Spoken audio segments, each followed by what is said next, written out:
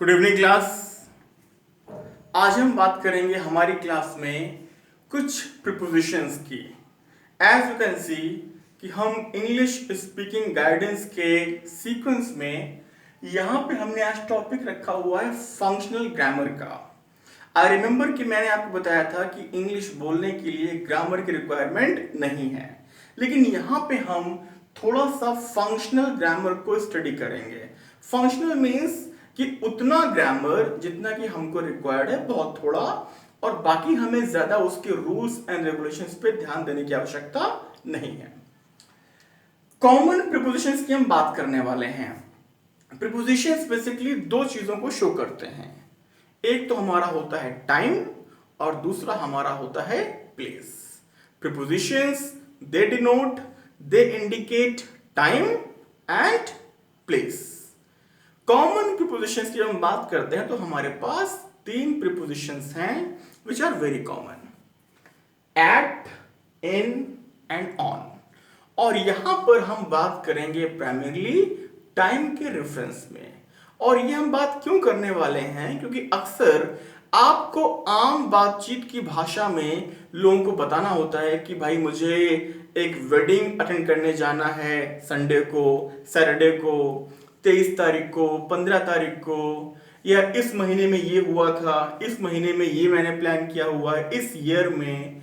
तो उस समय आप कैसे उसको अंग्रेजी में बताएं और कैसे आप वहां पे सही प्रीपोजिशन का इस्तेमाल कर पाएं, इसके लिए हमारा आज का ये पूरा वीडियो होने वाला है।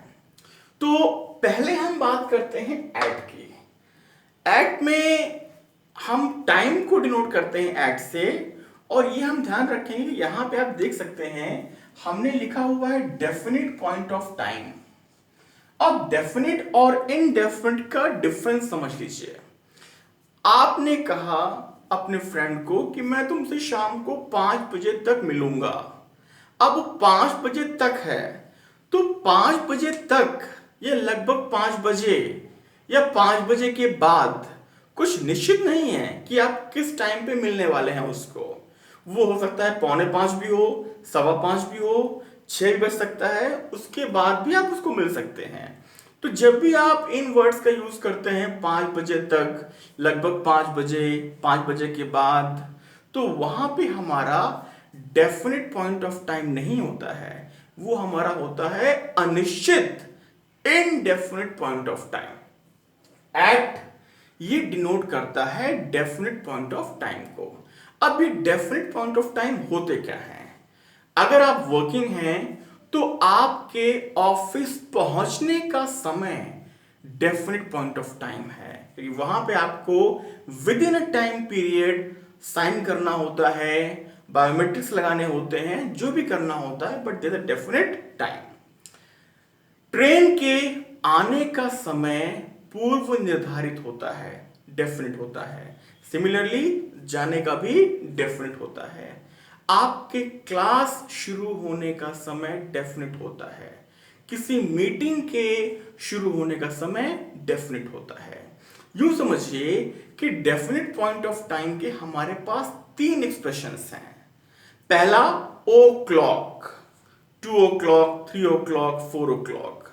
दूसरा AM और तीसरा PM। ओ क्लॉक, AM और PM, इनमें आप टाइम को कभी भी डिनोट करेंगे तो वो आपके डेफिनेट पॉइंट ऑफ टाइम के सिंबल होंगे। तो डेफिनेट पॉइंट ऑफ टाइम को डिनोट करने के लिए हम एट का यूज करते हैं। For example, I will meet you at 5 p.m. I will meet you at 5 o'clock in the evening. My train will arrive at 10:30 in the evening. My brother will leave for Delhi at 9 o'clock in the morning. तो ये हमने देखा कि definite point of time को denote करने के लिए हम एट का यूज करते हैं। हम आगे प्रोसीड करते हैं और अब हम बात करेंगे इन की। Name of a month, year, century, part of the day and seasons. मैं अपना एग्जांपल लेता हूं। पहले हमने बात किया मंथ की। मेरी पैदाइश 1 जनवरी 1989 की है, 1st of January 1989। I was born in January, month के लिए हम इन यूज करेंगे।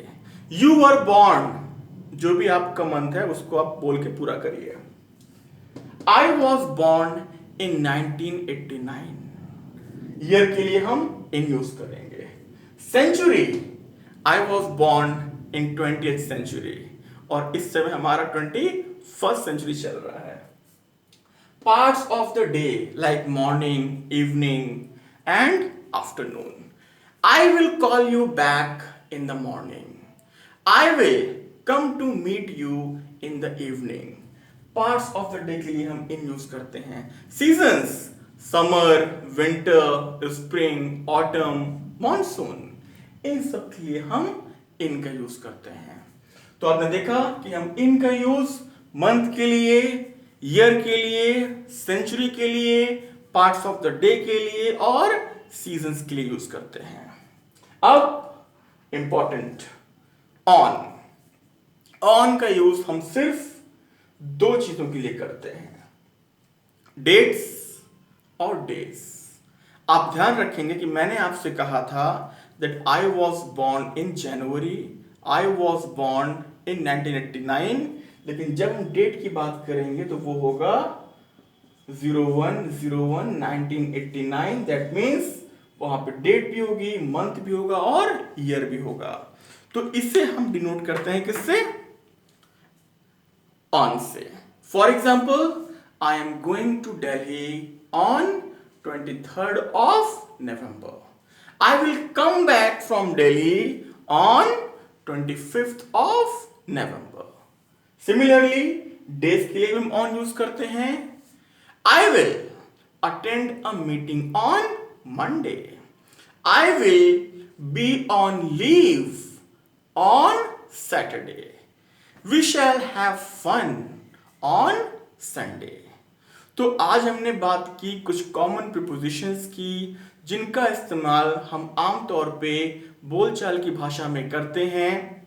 मैं बार बार कहता हूं कि जब अगर आपको अंग्रेजी सीखनी है तो आपको इन चीजों को लगातार अभ्यास करते रहना पड़ेगा, because practice makes a man perfect. अब जो हमने आज यहां पे सीखा है, आई वुड सजेस्ट, मैं आपसे आग्रह करूंगा कि इसको आप लगातार बार बार बोलिए। अगर सुनने के लिए कोई नहीं मिलता है तो आप खुद से बोलिए, मगर बोलिए। Thank you very much.